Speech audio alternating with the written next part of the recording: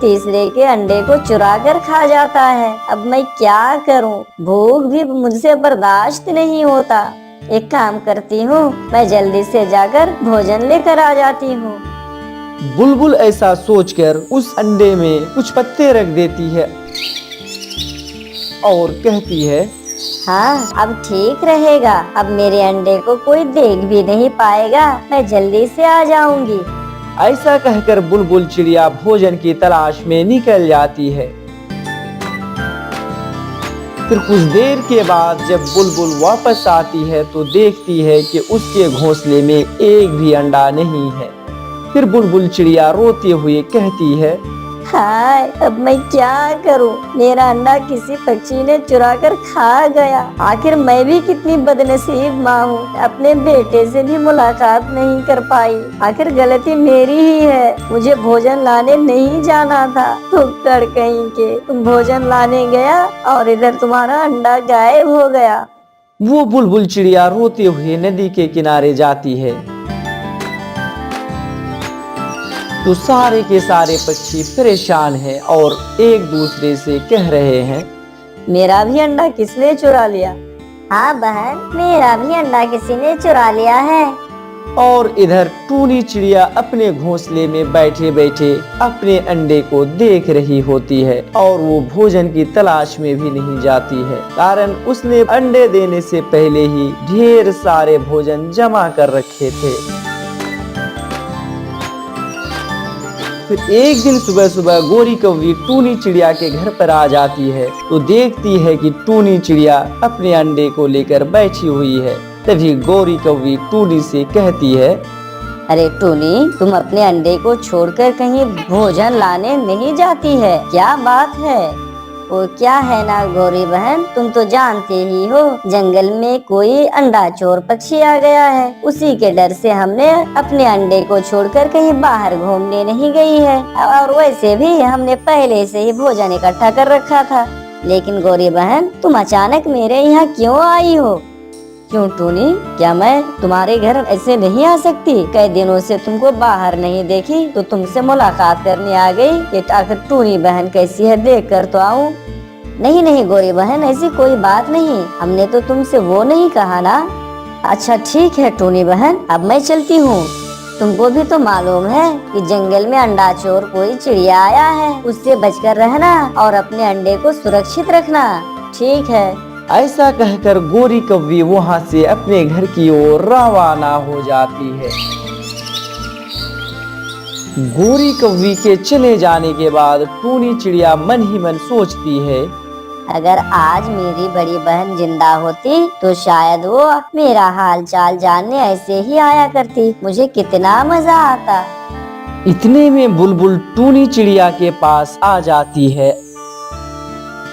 और रोते हुए कहती है, टूनी बहन, मेरा अंडा ना जाने कौन चुरा कर खा गया। टूनी बहन, अब मैं क्या करूं? अपने अंडे के बिना मैं जिंदा नहीं रह सकती। टूनी बहन, मैंने तुम्हें पहले ही कहा था बुलबुल कि अंडा देने से पहले भोजन इकट्ठा कर लो, लेकिन तुमने मेरी बात नहीं मानी। तुमको तो मालूम ही है कि जंगल में कोई आवारा पक्षी किसी के अंडे को आए दिन खा जाता है। तुम्हारा भी अंडा खा गया होगा, तुम्हें अपने अंडे की तो फिक्र है नहीं। तुम जो कह रही हो टूनी बहन, मैंने उस पर अमल किया था, मैंने भोजन भी इकट्ठा किया था। तब तुम क्यों गई थी बुलबुल? वो तो तुम जानते ही हो टूनी कि मुझसे भूख बर्दाश्त नहीं होता। मैं बैठे बैठे वो सारा भोजन खत्म कर दिया था, इसीलिए मैं अंडों को छुपाकर भोजन लाने चली गई थी। तुम मेरी एक बात को बुरा मत मानना बुलबुल, अब तो तुम्हारे वो अंडे नहीं मिलेंगे। तुम तो जानते ही हो कि पिछले कई दिनों से पक्षियों के अंडे के सिर्फ छिलके ही मिलते हैं, वो अंडा नहीं मिलता। मेरे अंडे। फिर बुलबुल रोते हुए वहाँ से चली जाती है। बुलबुल बहन, ओ बुलबुल बहन, रुको रुको, जरा रुको, मेरी बात तो सुनो। लगता है बुलबुल बहन को बहुत तकलीफ है, और हो भी क्यों ना, उसके अंडे जो चोरी हो गए हैं। इस तरह से कुछ दिन बीत जाते हैं। फिर एक दिन सुबह सुबह गोरी कौवी टूनी चिड़िया के पास आती है और कहती है, टूनी बहन, क्या तुम्हारे अंडे में से बच्चे बाहर आ गए हैं? नहीं गोरी बहन, अभी मेरे अंडे में से बच्चे निकलने को कुछ समय है। लेकिन गोरी बहन, तुम्हारा यहाँ कैसे आना हुआ? टूनी बहन, मैं इधर से गुजर रही थी तो सोचा कि तुम्हारे अंडे में से शायद बच्चे निकल गए होंगे, तो मैंने सोचा कि क्यों ना मैं टूनी बहन के बच्चे को देख कर आऊँ, इसीलिए मैं आ गई। अच्छा, अब मैं चलती हूँ। नहीं नहीं गोरी बहन, आप जब भी आती हो यहाँ बैठती भी नहीं हो। आप बैठो, आराम करो। नहीं टूनी बहन, कालू कौवा अभी मेरा इंतजार कर ही रहा होगा, मैं यहाँ नहीं बैठ सकती। ऐसा कहकर गोरी कौवी वहाँ से अपने घर की ओर रवाना हो जाती है और घर पहुंचकर गोरी कौवी अपने पति कालू कौवा से कहती है, कालू जी, वो टूनी ना अपने अंडे को छोड़कर बाहर जाने का नाम भी नहीं लेती। कैसे भी करके तुम वो अंडा मुझे ला दो ना कालू जी। जब भी मैं उसके अंडे को देखती हूँ तो मेरे मुंह में पानी आ जाता है उस अंडे को खाने के लिए। अरे मेरी जान, वो टूनी अपना अंडा छोड़कर नहीं जाती है तो क्या हुआ? आखिर मैं भी दुष्ट हूँ। मैं तुम्हारे लिए किसी और पक्षी के अंडे चुरा कर लेकर आता हूँ, इसमें कौन सी बड़ी बात है? नहीं कालू जी, मुझे उसी टूनी के अंडे को ही खाना है। जरा सोचिए, अगर टूनी इतनी सुंदर है तो उसके अंडे का स्वाद कितना अच्छा होगा। जरा सोचिए कालू जी, सोचिए। अरे गोरी, सभी पक्षियों के अंडे का स्वाद एक ही जैसा होता है। बस करो कालू जी, बस। मुझे एक बात साफ साफ बताओ, मुझे तुम टूनी के अंडे लाकर दोगे या नहीं? अगर आप नहीं ला देंगे तो मुझे बता दीजिए, मैं कैसे भी करके उस टूनी के अंडे को चुरा कर मैं खाऊंगी। मुझे आपकी मदद की कोई जरूरत नहीं है। मैं तब ये समझूंगा कि आप मुझसे बिल्कुल प्यार नहीं करते हैं। प्यार के नाम पर आप मुझसे सिर्फ ढोंग करते हैं, ढोंग। अरे बाबा, मैं तेरे प्यार के चक्कर में ही तो सारे पक्षियों के अंडे चुरा चुरा कर लाता हूँ और जंगल के सभी पक्षी मुझे बदनाम कर देते हैं, दुष्ट दुष्ट कहकर। नहीं तो मुझे क्या जरूरत थी गोरी? मैं तुमसे प्यार करता हूँ, मेरी बात मानो। और तुम मुझसे ही कह रही हो कि मैं तुमसे प्यार नहीं करता। तो फिर जाइए ना उसके पास और अंडे चुरा कर लाइए, जो टूनी अपने अंडे से चिपक कर बैठी हुई है। लगाओ ना अपना दुष्ट बुद्धि कालू जी। गोरी, वो टूनी चिड़िया बहुत समझदार है, वो अपने अंडे को छोड़कर कहीं नहीं जाने वाली है। हमें बस कुछ ऐसा सोचना होगा कि वो टूनी चिड़िया कुछ ही समय के लिए कम से कम अपने अंडे से बाहर जाए, तब जाकर हम उसके अंडे को चुरा सकते हैं, वरना ऐसा संभव नहीं है गोरी, संभव नहीं है। कालू जी, अंडा चुराने का काम तो तुम्हारा है, इसलिए आप जाओ। मेरा काम तो सिर्फ बैठे बैठे उन अंडों को खाना है। रुको गोरी, मुझे कुछ सोचने दो, कुछ दुष्ट विचार मेरे दिमाग में आ रहा है। क्यों हंस रहे हो कालू जी? मिल गया मुझे उपाय। क्या मिला कालू जी? उपाय ये है कि मैं और तुम टूनी चिड़िया के घोंसले में जाएंगे और हम कहीं बाहर छुपके रहेंगे और तुम टूनी चिड़िया से झूठ मूठ का नाटक करना और रोते हुए कहना कि मेरे पति कालू जी ने मुझे मारा है और वो जब तक नशा की हालत में मुझे मारता है। देखो कालू जी ने ये मेरा क्या हाल कर दिया है। चलो तुम जाकर मेरे पति कालू को समझाना और वो जब तुम्हारे साथ आएगा मैं फौरन उसके अंडे को चुरा लूंगा। है ना प्लान बहुत अच्छा? वाह कालू जी वाह, तेरी यही अक्लमंदी देखकर तो मैं अपने माँ बाप को छोड़कर आ गई और तुझसे शादी कर ली। वाह कालू जी। फिर गोरी और कालू योजना बनाने के बाद टूनी के घर की ओर रवाना हो जाती है।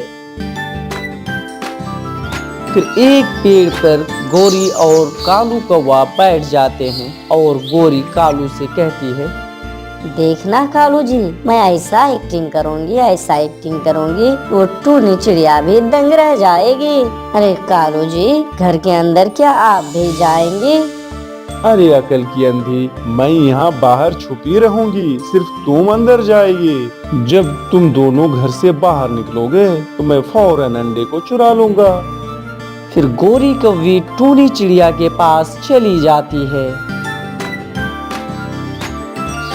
टूनी बहन, ओ टूनी बहन, मुझे कितना मारा है कालू ने। तुम जानती हो टूनी बहन, वो बेवड़ा है, बेवड़ा कालू कौवा। मुझे नशे की हालत में जब तक मारता रहता है। मुझे बहुत दुख होता है टूनी। तुम चलो, चलकर समझाओ मेरे कालू को, नहीं तो मैं अपनी जान दे दूंगी।